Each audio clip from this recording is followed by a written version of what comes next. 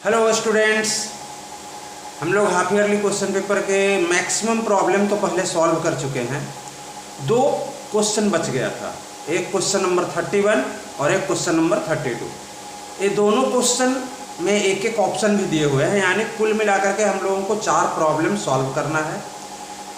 तो इसको हम लोग कंप्लीट करके हाफ ईयरली क्वेश्चन पेपर का रिवीजन सॉल्यूशन जो है वो कंप्लीट करते हैं।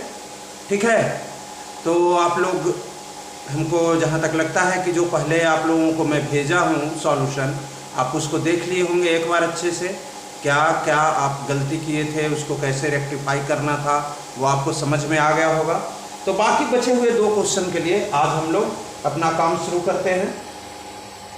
ठीक है, तो शुरू करते हैं हम लोग बचा हुआ 2 क्वेश्चन।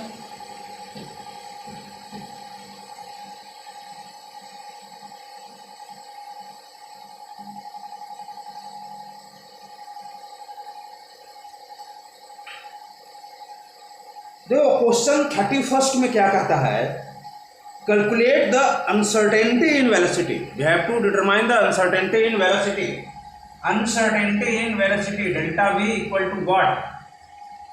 ठीक है, फिर उसके बाद दिया क्या है, calculate the uncertainty in velocity of an electron if the uncertainty in its position is 100 pm। uncertainty in its position is given 100 pm, 100 pm picometre. और एक किस पार्टिकल की बात कर रहा है, पार्टिकल जो है वो इलेक्ट्रॉन है। पार्टिकल क्या है, इलेक्ट्रॉन है। इलेक्ट्रॉन यहाँ पे आपको इंडिकेट कर दिया गया है, मतलब इसका मास आपको खुद से लेना है। तो सबसे पहले तो हम लोग क्या करेंगे, हेजनबर्ग अनसर्टेनिटी प्रिंसिपल का जो फॉर्मूला है उसको अप्लाई करेंगे। क्या था वो formula, del x into del p is greater than or equal to h upon 4 pi। ठीक है, अब इसके बाद हमारे पास del x का वैल्यू दिया हुआ है 100 pm। 100 picometre means 10 to the power minus 12। ऐसा करने से मीटर में कन्वर्ट हो गया, क्योंकि पिकोमीटर का मतलब क्या होता है, 1 into 10 to the power minus 12 metre. और डेल्टा पी में आपको मैं बताया था कि delta p is mass into delta v, mass into delta v, क्योंकि अनसर्टेनिटी मास में नहीं हो सकता। मास एक फिक्स्ड क्वांटिटी होता है। अगर हम कोई पार्टिकल उठाते हैं तो उसकी मास जो है वो फिक्स्ड होती है, उसमें अनसर्टेन क्या हो सकता है, वेलोसिटी हो सकता है। इज ग्रेटर देन और इक्वल टू h अपॉन 4 पाई। हमको वैल्यू फाइंड आउट करना है किसका, uncertainty in velocity means delta we का।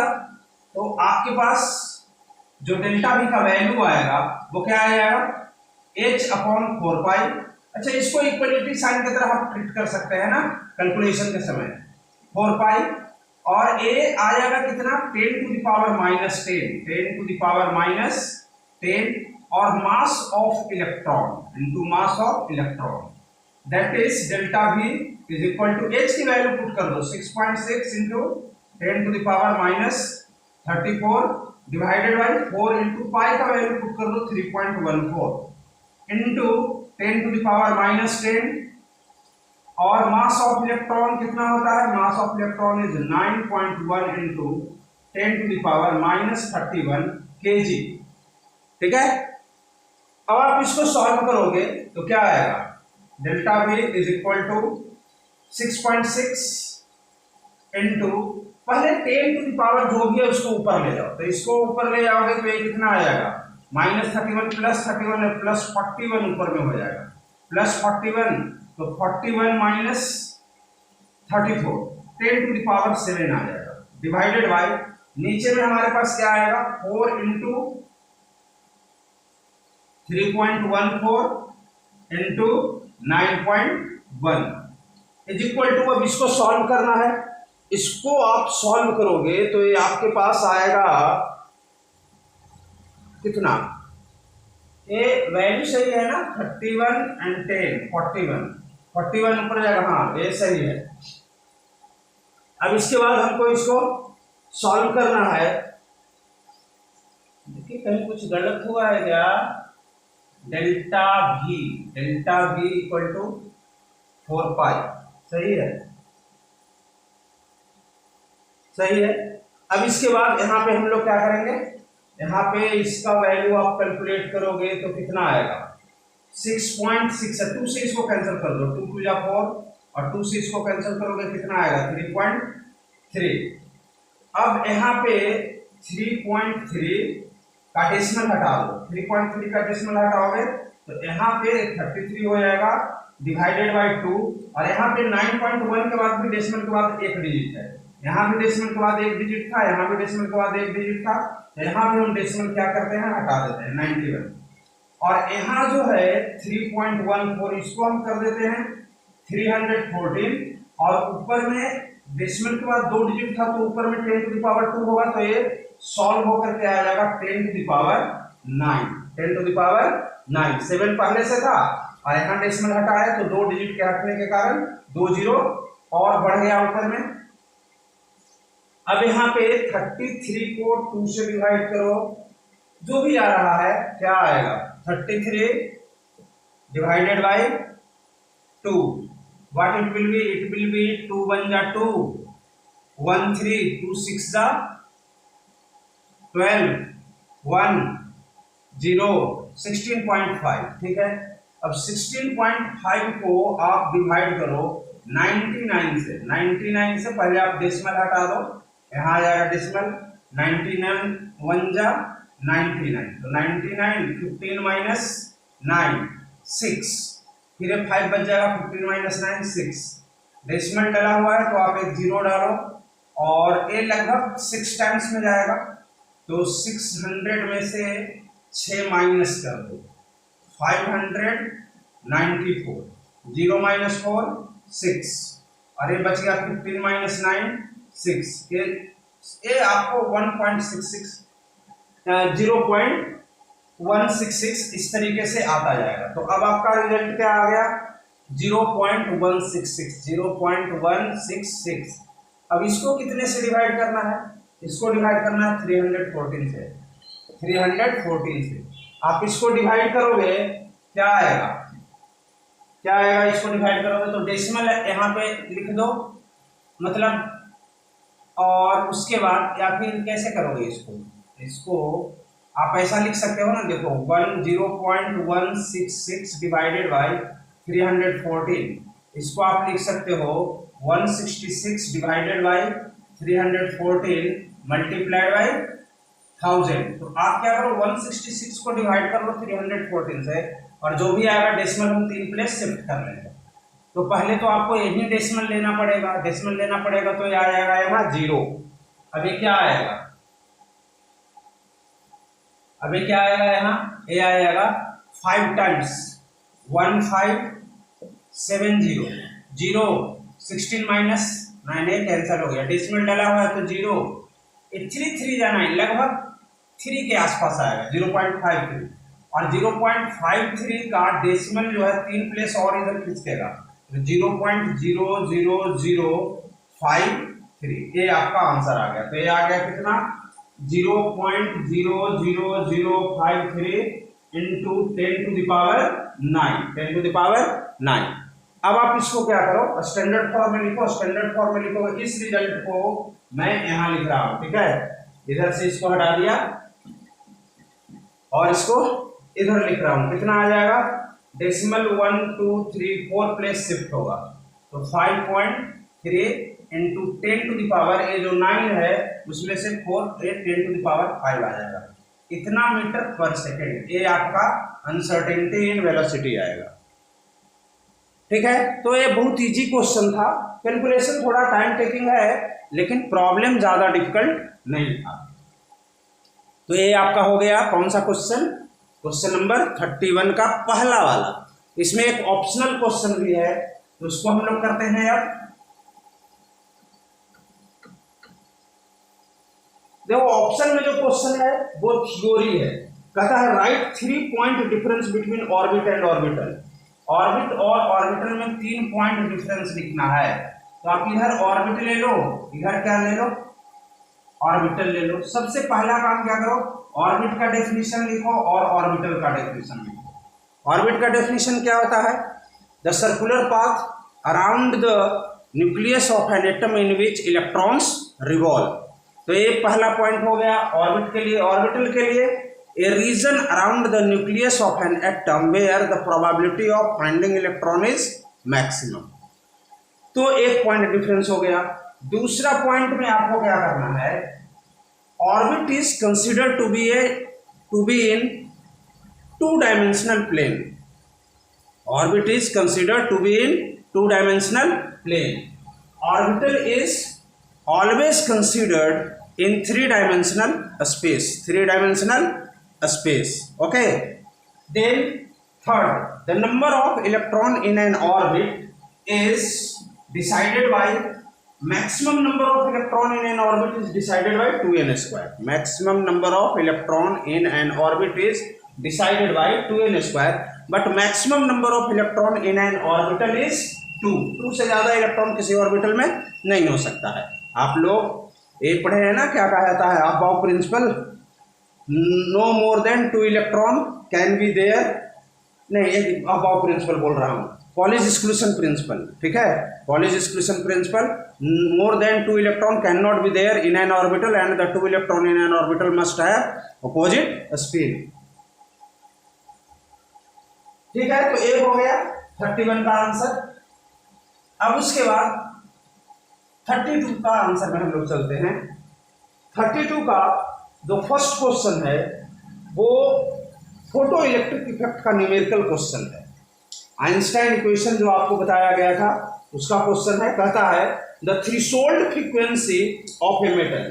थ्रेशोल्ड फ्रीक्वेंसी कैसे लिखते थे? ऐसे लिखते थे, threshold frequency of a metal कितना है? 7.0 into 10 to the power 14 hertz. 7.0 into 10 to the power 14 hertz. This is threshold frequency. Calculate the kinetic energy of the electron. हमको kinetic energy of electron निकालना है। Of electron should be what? Emitted when radiation of frequency. अच्छा, जो frequency का radiation metal surface पे पड़ रहा है वो frequency 1 into 10 to the power 15.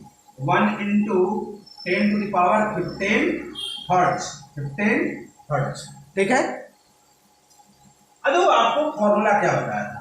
H nu is equal to h nu not plus kinetic energy of electron, kinetic energy of electron. तो आप क्या करो, h nu minus h nu not is equal to kinetic energy of electron. H common ले लो, nu minus nu not is equal to kinetic energy of electron. H की value ले लो 6.6 into 10 to the power -34 और new की value है कितना? 1 का कोई मतलब है नहीं, 10 टू द पावर 15। अरे 1 into something means something, so 10 to the power 15 और ये कितना हो गया? 7 into 10 to the power 14 minus 7 into 10 to the power 14 is equal to kinetic energy. अब उसके बाद क्या करना है?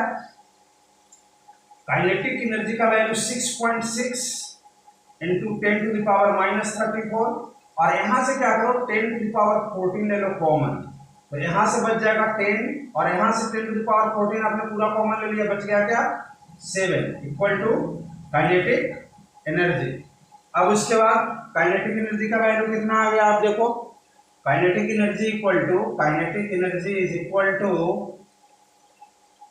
जो 10 टू द पावर -34 और 10 to the power 14, 10 to the power -20, 10 to the power -20 और यहाँ 10 - 7 3 और 3 को 6.6 से मल्टीप्लाई करोगे तो 6.6 इंटू 3 क्या हो जाएगा? 6 3 जा 18 1, 6 3 जा 18 1 19, 19.8, तो 19.8 इंटू 10 टू द पावर -20 इतना जूल आपका काइनेटिक एनर्जी आएगा। आप इसको ऐसे भी लिख सकते हो 1.98 into 10 to the power -19 joule. So this is your answer. ऐसे करना था इस क्वेश्चन को। 5 मार्क का क्वेश्चन था, देखिए कितना 6-7 स्टेप आया है। और एक क्वेश्चन आप लोगों को रिवीजन में भी क्लास में करवाया था, लेकिन फिर भी आप लोग बहुत सारे लोग इसको अटेम्प्ट ही नहीं किए, ठीक है। तो रिवीजन जो भी होती है एग्जामिनेशन के समय का रिवीजन क्लास बहुत इंपॉर्टेंट होता है।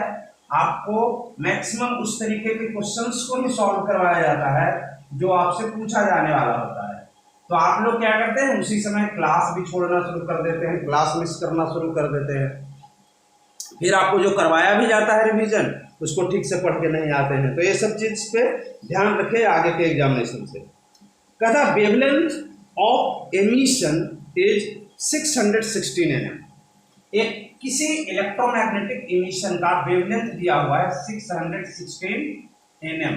nm मीन्स नैनोमीटर, मतलब ये 616 into 10 to the power -9 metre की बात कर रहा है। आगे फिर क्या कहता है, कैलकुलेट फ्रीक्वेंसी ऑफ एमिशन।